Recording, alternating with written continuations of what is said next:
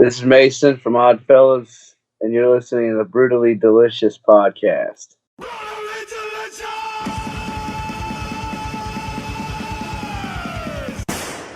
Hey, you're listening to the Brutally Delicious podcast.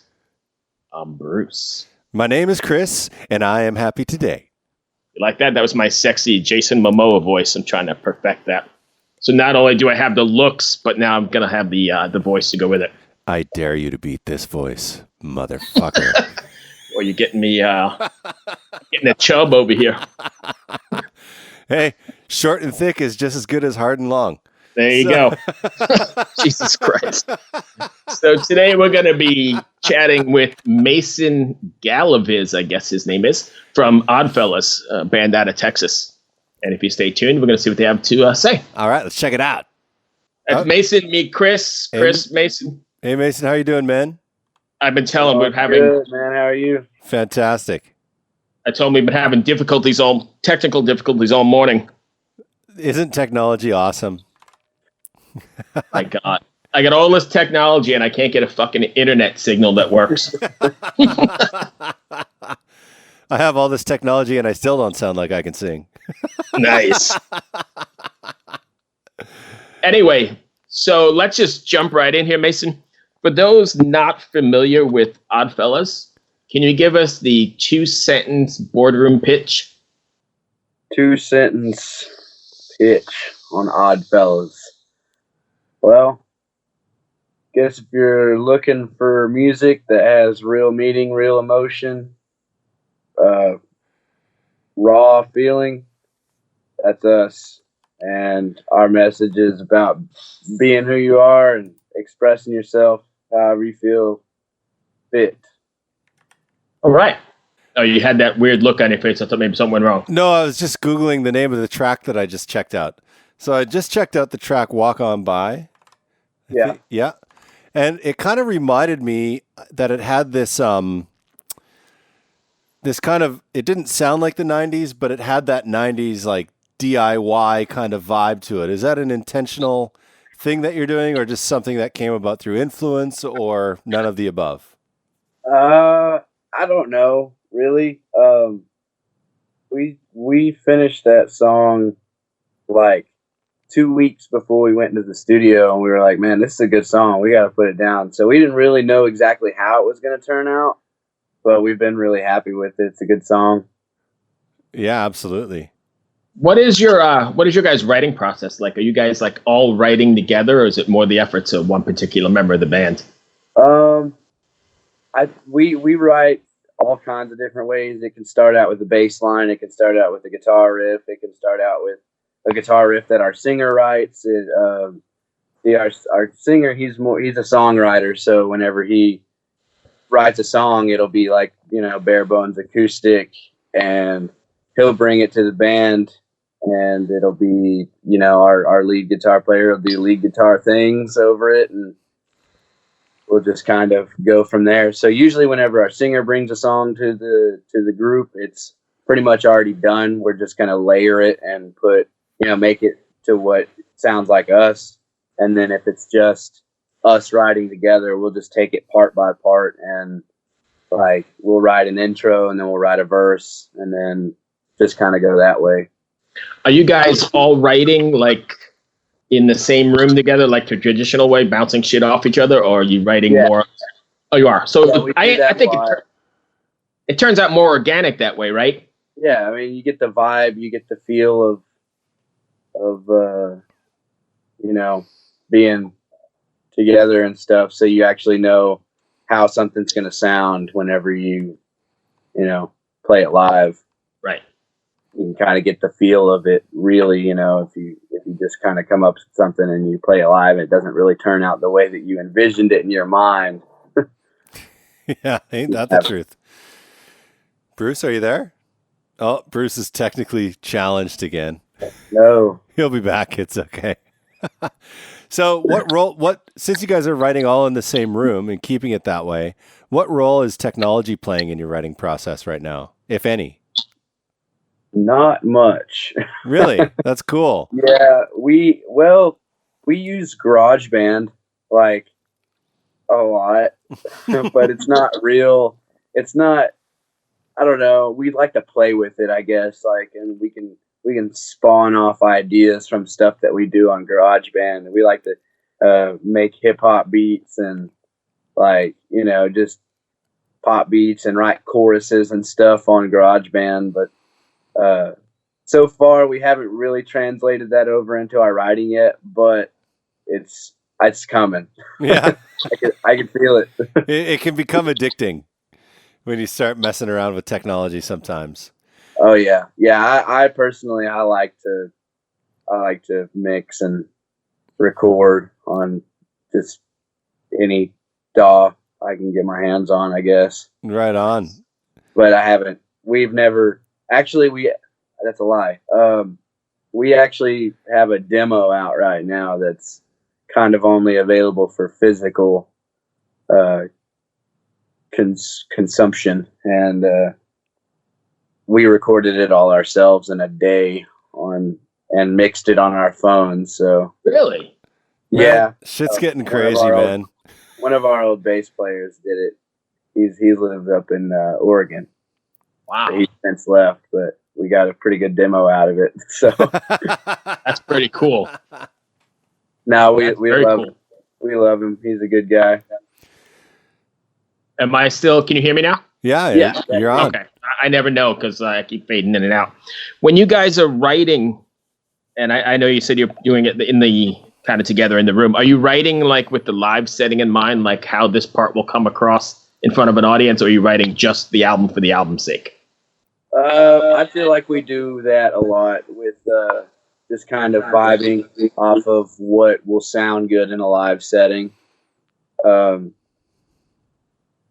In which case, sometimes we get pretty psychedelic and like to mess with the energy and stuff in the room and kind of bring it down volume wise, and with all the we've got a lot of that influence too. So I mean, we're kind of all over the place, but yeah, we do write with the live setting in mind.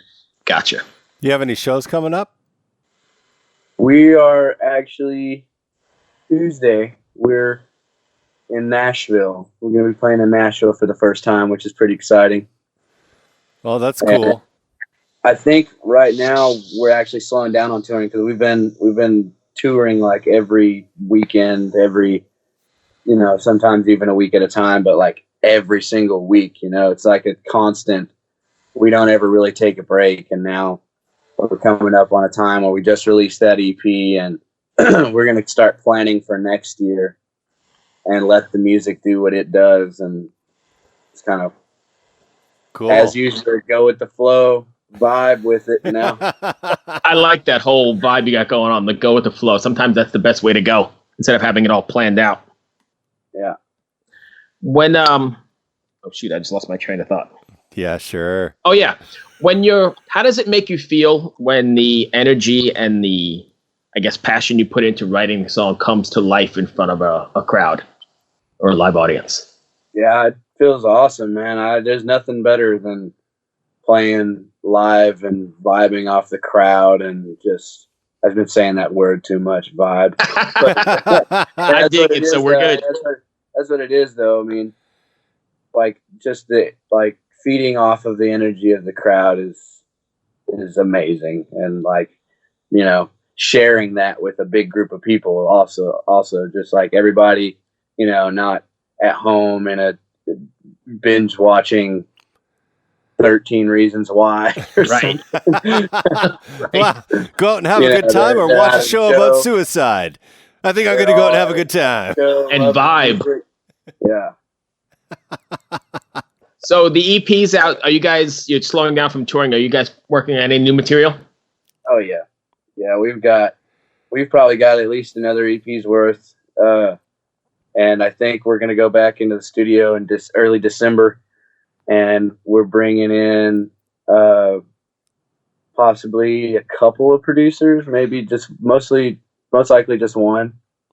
And we're pretty excited about it. We're just going to do a single, and then we're going to go back into the studio probably early next year and do another single, and just keep the songs coming, I guess. That seems to be a real trend. Hey?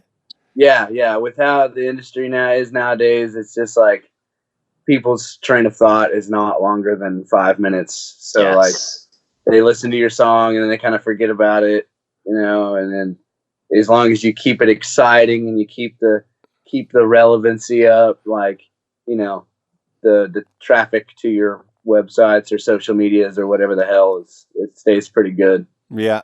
We just actually had a conversation with the singer from Living Colour who has a new band, and he was telling us the same thing. They're just going to do one song at a time, all the way through. So keep media blitz pretty much. Yeah. Yeah, absolutely. I guess Bruce is gone again. It's a terrible freeze frame we have of him, though. I mean, look at the guy. No, it looks like he's genuinely enjoying the conversation, just listening. In slow motion without moving. Bruce, are you there? Hello, Bruce. Nah, Bruce isn't there. Are you guys a 4-piece? We are. Yeah. I'm sorry that, like, I'm not familiar with the band. So what is it that you play? I play the drums. You play the drums. Nice. What, and I guess you don't use technology. I always tend to talk about the technology side a lot because I own a software company that deals with it. So, like, there's a lot of bands when they're recording, they don't record real drums anymore. They just use software. Which, even though I make drum virtual instruments and I use that stuff all the time, I always prefer recording a real drummer because there's an interaction that a drummer can have that software can mimic, but it can't replace, if that makes any sense. Yeah. And it doesn't sound mechanical. Yeah, it doesn't sound mechanical. Yeah, true. Yeah, I'm pretty against all the.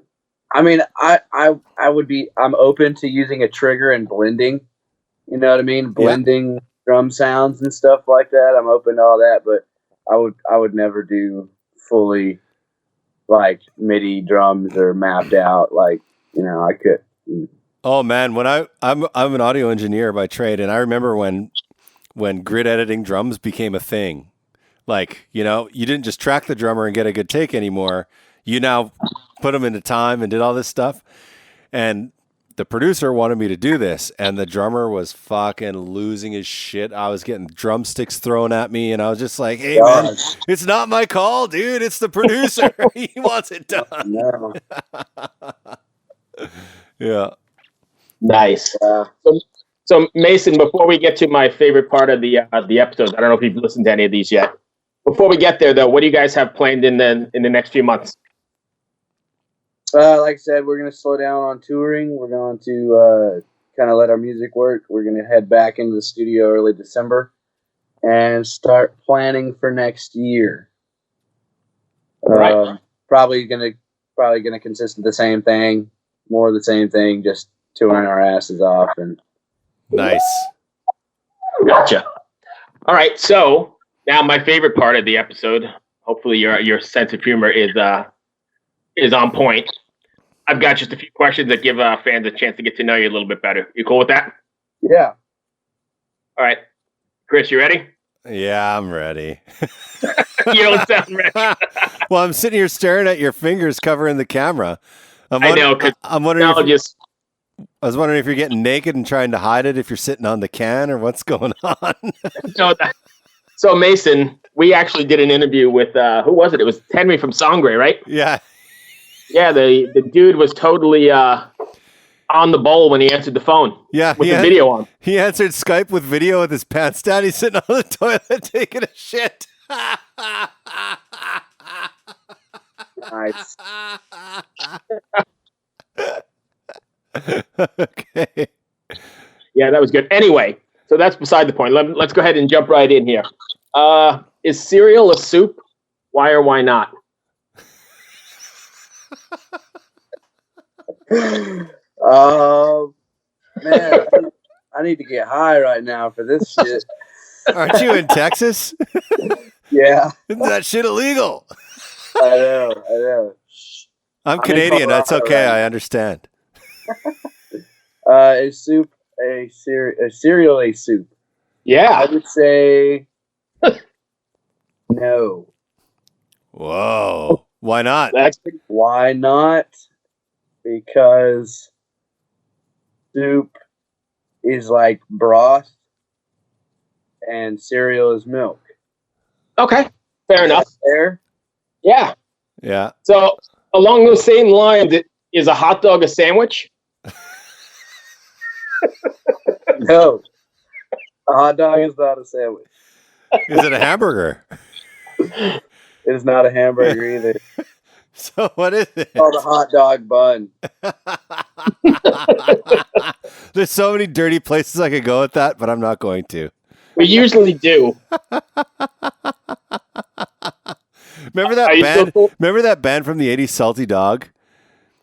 Yes. And they had that song "Come Along," and the first Yeah. line of the song was "Sweet little baby, she's my hot dog bun."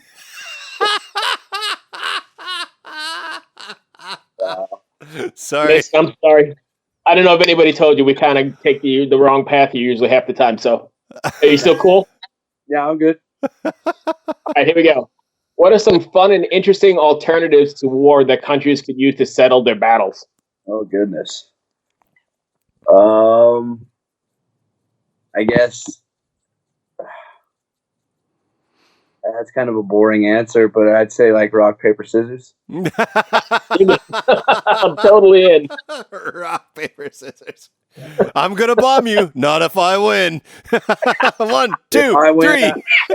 Best 2 out of 3. Winner takes the oil. Yeah. There you go. Winner takes the oil. Could you imagine Trump and the dude from Saudi Arabia, rock, paper, scissors? Oh, Jesus.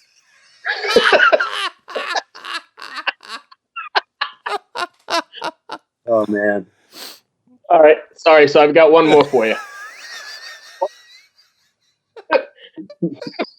Jesus. Okay, one more. All right. Let's be serious. What mythical creature would improve the world most if it existed? A unicorn.